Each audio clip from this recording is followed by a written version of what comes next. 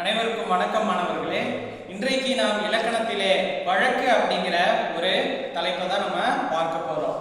அதாவது வழக்காடு மன்றம் அப்படின்னு எல்லாம் சொல்லுவாங்க.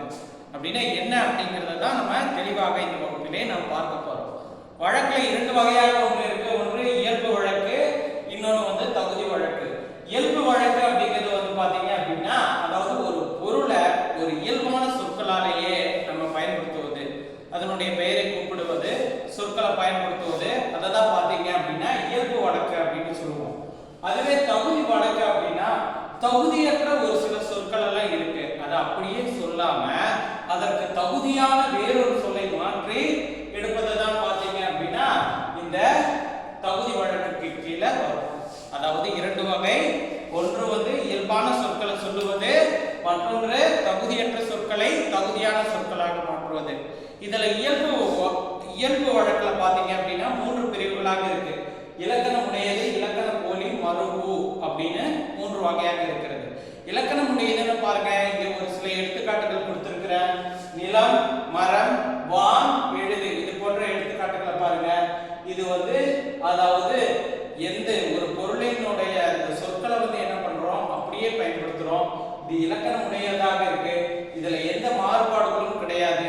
அதனால இது இலக்கணம் உடையது அப்படின்னு சொல்றோம். அதன் பிறகு பாருங்க, அடுத்த வகையான இலக்கண போலி அப்படின்னா என்ன அப்படின்னா, இல்முன், கிளை நுனி, இல்வாய், இதெல்லாம் பாத்தீங்க அப்படின்னா இலக்கண போலி. ஏன் இதை இலக்கண போலி அப்படின்னு சொல்றோம் அப்படின்னா, உண்மையான சொற்கள் இதை எப்படி குறிப்பிட்டு வந்தாங்க அப்படின்னா, முன்றில், அததான் இல்முன், சரியா? முன்றில் அப்படிங்கிறது வீட்டுக்கு முன்னாடி, அததான் இல்முன் அப்படின்னு நம்ம மாற்றி அமைக்கிறோம். கிளை நுனி அப்படிங்கிறது இலக்கண போலி. அதற்கு சரியான எழுத்து என்னன்னு கேட்டீங்க அப்படின்னா நுனி கிளை அப்படிங்கிறது தான் சரியான பொருள். பிறகு இல்வாய், அததான் வாயில் என்று சொல்லுவோம். வாயில் என்றால் என்ன? நம்ம வாசல் அப்படின்னு எல்லாம் சொல்லுவோம். அதாவது நம்மளுக்கு வீட்டுக்கு முன்பகுதி வாய் என்று சொல்லுவோம். ஆக இதெல்லாம் இல்முன், கிளை நுனி, இல்வாய், இதெல்லாம் இலக்கணத்தை பின்பற்றி வராவிட்டாலும் கூட அதை நம்ம இலக்கணம் உடையதாகவே அதை என்ன பண்றோம், கருதுகிறோம். அதனால இதற்கு பெயர் கேட்டீங்க அப்படின்னா இலக்கண போலி அப்படின்னு சொல்லுவோம். இதை பாத்தீங்கன்னா முன்னாடி போடுறதுதான். இல்முன் ஒன்று, கிளை நுனி, நுனி கிளை, இல்வாய், வாய். சோ இதற்கு மற்றொரு பெயரும் இருக்கிறது. அதுதான் பாத்தீங்கன்னா முன்பின்னதாக தொக்க போலி அப்படிங்கிறது. பிறகு அடுத்ததாக மருவு அப்படிங்கிறது. இந்த காலத்துல எதுக்கு எடுத்தாலும் நம்ம ஷார்ட்டா சொல்றோம். ஆங்கிலத்துல பிரதர் என்னன்னு சொல்றோம், ப்ரோ அப்படின்னு சொல்றோம். அதே போல ஒரு சில சொற்கள் பாத்தீங்க அப்படின்னா மருவி வருவது, அதுதான் மருவு அப்படின்னு சொல்லுவோம்.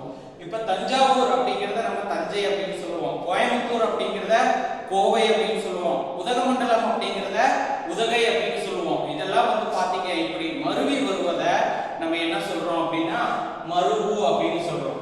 இதற்கு முன்னாடி பார்த்தோம் இல்வாய் அப்படிங்கிறது இலக்கண போலின்னு பார்த்தோம். அதனுடைய உண்மையான பெயர் வாயில் என்பது. அத பேச்சு வழக்குல நம்ம வாசல் அப்படின்னு சொல்றோம் பாத்தீங்களா, அது எதுக்கு கீழே வரும் அப்படின்னா மருவுக்கு கீழே வரும். இதெல்லாம் பாத்தீங்கன்னா இயல்பு வழக்கு. அதன் பிறகு தகுதி வழக்கு. தகுதி வழக்கு அப்படிங்கறத ஃபர்ஸ்டே சொன்னேன். தகுதியற்ற ஒரு சில சொற்களை தகுதி உள்ள சொற்களாக மாற்றி சொல்வதுதான் தகுதி வழக்கு அப்படின்னு. இப்ப யாராவது ஒருத்தர் இறந்து போயிட்டாரு அப்படின்னு போயிட்டாருன்னா, இறந்து போயிட்டாரு அப்படின்னு தான் சொல்லுவோம். செத்து போயிட்டாரு அப்படிங்கிறத நம்ம எந்த காலத்திலையும் நம்ம பயன்படுத்த மாட்டோம். அப்படியாக ஒரு சில தகுதியற்ற சொற்களை நம்ம அதாவது தகுதியுள்ள சொற்களாக மாற்றுவது, அதுக்கு மூன்று வகையாக இருக்கிறது. ஒன்னொன்னு இடக்கர் அடக்கல், மங்கலம், குழு, குறி அப்படின்னு மூணு வகையாக இருக்கு. இதனுடைய முதல் வகையை பாருங்க. இடக்கர் அடக்கல் அப்படிங்கிறது என்ன அப்படின்னா, இப்ப குழந்தை வெளியே போய்விட்டது, டாய்லெட் போயிடுச்சு அப்படின்னு எல்லாம் சொல்றத ஒரு டீசெண்டா எப்படி சொல்றோம், குழந்தை வெளியே போய்விட்டது.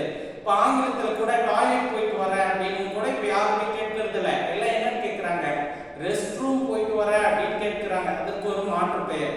அதே போலவே ஒரு சில சொற்களை அதை என்னது ஒரு தகுதி உள்ள சொற்களாக மாற்றுவதற்காக சொல்வதுதான் இந்த இடக்கர அடக்கல். ஒன்றுக்கு போய் வந்தேன் அப்படிங்கிறது, அதாவது டாய்லெட் போயிட்டு வந்தேன், ஒண்ணுக்கு போயிட்டு வந்தேன் அப்படிங்கிறது ஒன்றுக்கு போய் வந்தேன் அப்படிங்கிறது ஒரு சில டீசெண்டா சொல்றது இடக்கர அடக்கல். பிறகு மங்களம் என்பது, இப்ப பாருங்க செத்தார் அப்படிங்கிறத நம்ம என்னன்னு சொல்ல மாட்டோம், துஞ்சினார், இறைவன் அடி சேர்ந்தார், இறந்து போய்விட்டார், இப்படி எல்லாம் சொல்லுவோம் இல்லையா. அதாவது ஒரு கெட்ட விஷயமாக இருந்தா கூட அதை அப்படியே சொல்லாம மாற்றி அமைத்து சொல்லுவதுதான் இந்த மங்களம்.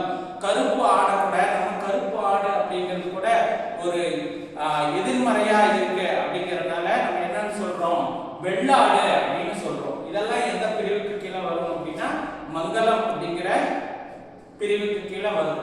இறுதியானதாக குழுவு குறி, அதாவது ஒரு குழுவுக்குள்ளேயே பேசுறது. இப்ப நம்ம ஸ்கூல்ல இருக்கோம் அப்படின்னா இந்த ஸ்கூலுக்குன்னு ஒரு சில லாங்குவேஜஸ் இருக்கும். இதே போல வேலை செய்யற இடத்துல ஒவ்வொருத்தருக்கும் ஒவ்வொரு சில சொற்களை பயன்படுத்துவாங்க. அது வெளிநபர்களுக்கு எப்போதுமே தெரியாத ஒன்றாக இருக்கும். இப்ப நம்ம எல்லாத்துக்கும் பரினா என்னன்னா யாருக்குமே தெரியாது, ஆனா பொற்கொள்ளர் அவர்களுக்கு நல்லாவே தெரியும். அதாவது பொண்ணை வந்து பரி என்று சொல்லுவாங்க. பொன் என்றால் கோல்டு இல்லையா, அதை வந்து பரி என்று சொல்லுவார்கள். பிறகு